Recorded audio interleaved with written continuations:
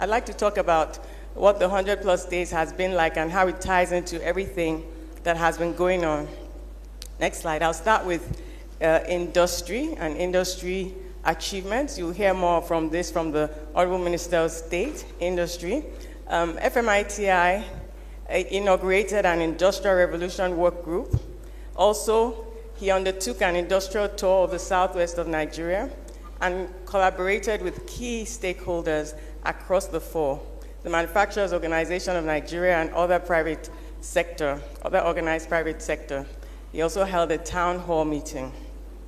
So for the Industrial Revolution Work Group, to accelerate Nigeria's industrial revolution, the high-level town hall with MAN and other organized private sector with key industry stakeholders.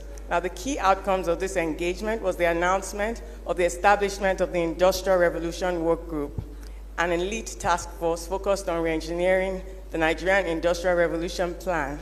So that will be the first arm of our ministry, industry. I'll move on now to trade achievements. Next slide, please. So deepening trade relations with 5 key countries, we positioned Nigeria as an AFCFTA digital trade champion and commenced the review of our trade policy. Now, this is kind of a timeline of the major interventions. So from November, the AFCFTA Council of Ministers met, and immediately Nigeria registered its interest in digital trade championship at that time at the 15th meeting of the AFCFTA Council of Ministers in Addis Ababa.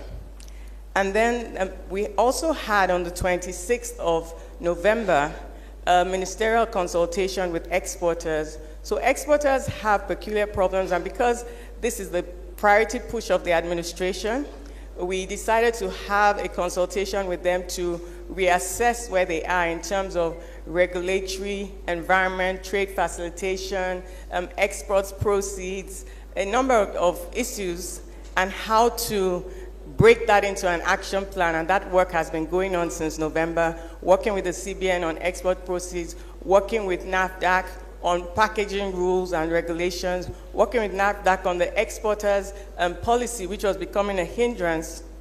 So the Honorable Minister of Health and I had a meeting with the heads of agency, and the permanent secretaries are co-chairing a committee to really debuckle that bottleneck for exporters. So tangible, concrete work that has been ongoing since November.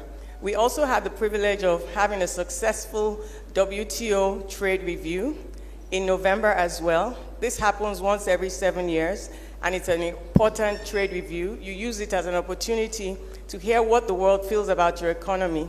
Nigeria had a lot of interest, over 400 questions that were answered judiciously. And so that trade review, you take that information, and we've been using it to adjust our trade reviews for Nigeria. So all that galvanizing, all the work we've been doing with the AFCFTA Secretariat and positioning Nigeria technically, the implementation and the review of our 5-year implementation led to Mr. President getting a commendation at Addis Ababa by the AFCFTA champion. And of course, we were awarded the Digital Trade Championship along with we're happy to lead and work with other countries. It's a very good one. And why that is important is because we looked at the GDP and services. Trade in services is very important for the Nigerian economy because that is where we're competitive. Over 50% of Nigeria's GDP leans towards services, all manner of services. Is that outsourcing of business services is an area where we've been prioritizing because Nigerian youth can have jobs right from here and earn dollars. And we're talking about productive jobs, not only customer care service. So the first thing is that we're on a good time zone, we're an English-speaking population, and our youth are energized, they're entrepreneurial, so they can self-manage. So you can work remotely, they do work remotely. That program has already started. There's a NATEP under the Federal Ministry of Industry, Trade and Investment. There's another program under the Office of the Vice President, and yet another program under the Ministry of Communication, Innovation, and Digital Technology, Digital Trade. So some of the countries that we've reprioritized and refocused, we were at Davos, we were at Addis, we've had a number of meetings, and just last week we were at the UAE, and we took 14 deals to share to the tune of $5 billion pipeline deals ready that are already de-risked by a sovereign wealth fund and also by IFC in some cases. And there was a lot of interest from investors out there. So we continue to attract investment in that regard. Next slide, please. So in terms of policy space, one of the areas we've been working on is the special economic zones.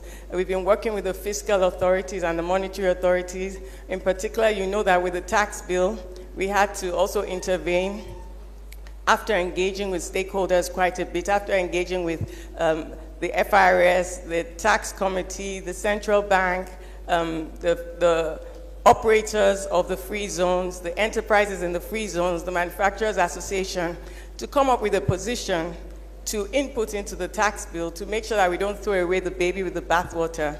Free zones are a tool for industrialization and for trade, for manufacturing that has worked well in many places across the world. So now we've all aligned in a place and we've made our revised submissions to the National Assembly, and we're hopeful that we'll be able to protect investments and also make sure that the customs territory is well guarded and there's no distortion.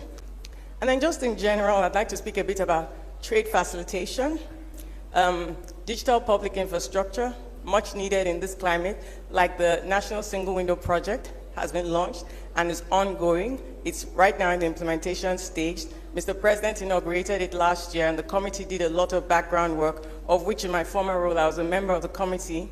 And now we've taken that, the procurement has been done, the partners are Crimson Logic, and they started rolling out that. So finally, Nigeria is going to have a national single window digital infrastructure, and that exponentially increases trade. Ease of doing business is ongoing, regulatory and bureaucratic reforms. I'd like to talk a bit about bilateral and multilateral trade agreements.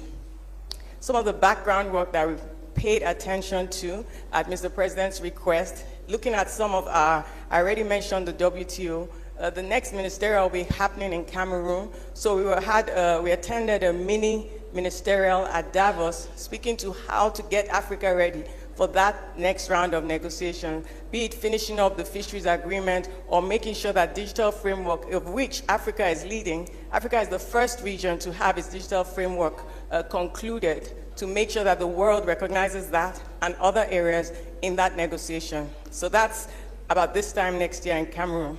But just to say that also prioritizing some of our bilateral investment and trade instruments and looking at them again and optimizing them. We've been having very productive discussions and earning trust and earning, because what this does at the G2G level is that it enables investment to flow into a region when the investors know that they're going to have certain protections. So the ministry has actually been doing, and some of the agencies, a lot of good work in this area, meeting round the clock, because Mr. President has said that we need to clean all that up and make sure that Nigeria is investment ready, even to the basis of our legal frameworks.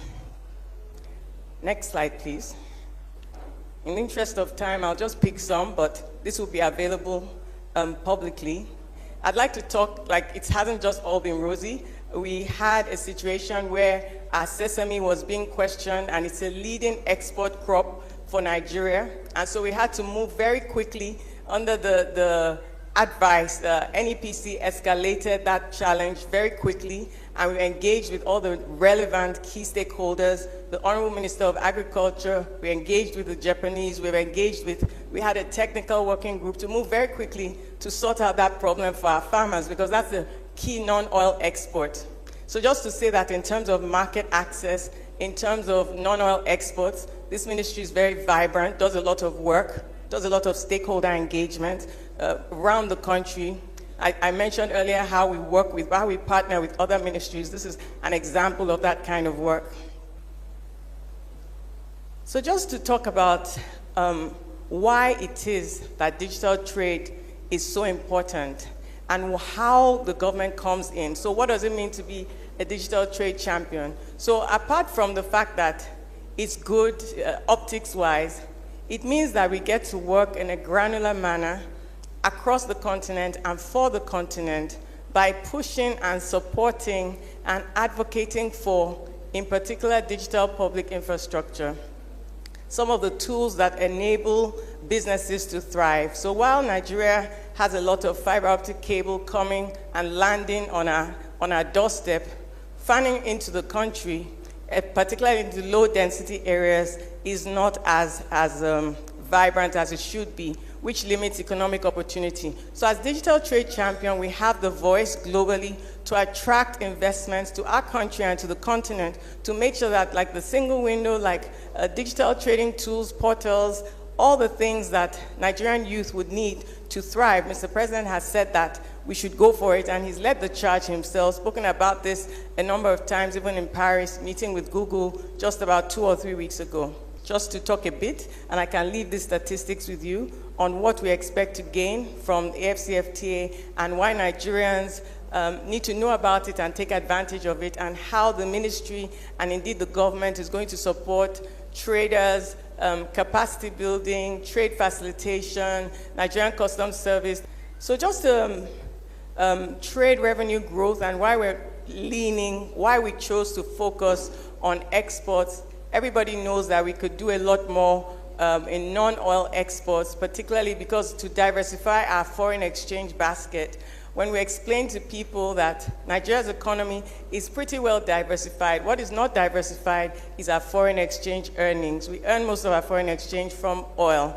And so diversifying to push out our non-oil exports, both in goods across the continent and across the world, and looking into that market access, and particularly services which you can export while you're at home because it's basically online, that's already another good area. So all the things that are needed in terms of market access, building trust, building perception, Mr. President has led that charge just by perception management, going across the world and speaking about how we're open for business.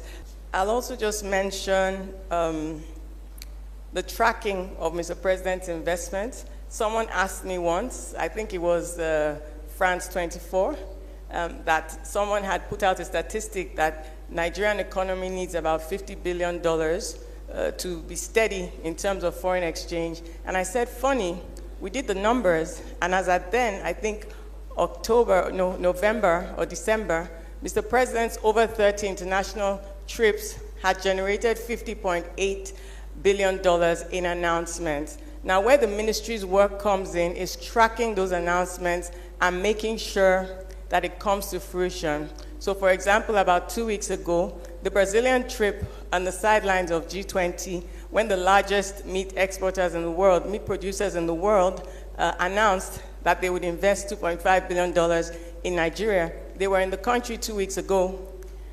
Oh my gosh, I have a lot to tell you. Anyway, they were in the country 2 weeks ago to actually see what it is that announcements, you now have to handhold. You have to unlock every challenge. And so that's a lot of the work that the ministry does to make sure that if there's an announcement of a factory, if there's an announcement of an investment, if there's an announcement of a trade relationship, that we make it happen. So that's the work that we do. The big wins. I'm almost done. Next slide, please. Just some of the big wins, some of our collaborations, some of our regulatory impact analysis framework. That just helps private sector to know that regulators should have a due diligence, a stakeholder engagement at least before they change a regulation. So that work was also done. Investment opportunities, we've been going out. Next slide, please. We've also been repositioning in terms of strategic communications, which is where the media really comes in reshaping what Nigeria's perception about Nigeria is. We've been speaking to our strength. We've been speaking to the reforms of Mr. President, and we've been assuring private sector in Nigeria, because they're the best advertisement for this economy, and foreign direct investment, that Nigeria is indeed ready for business. Next slide, please. These are just the outlooks in terms of investment. Next slide, please. I was going to tell you about some of the achievements of the agencies, but many of them are here. NEPC, BOI, NEXIM, CAC, NADDC, ITF, Trade Fair Complex. They're doing phenomenally, and I'd like to appreciate them. And yes, so on behalf of the Federal Ministry of Industry, Trade and Investment, Thank you for your attention.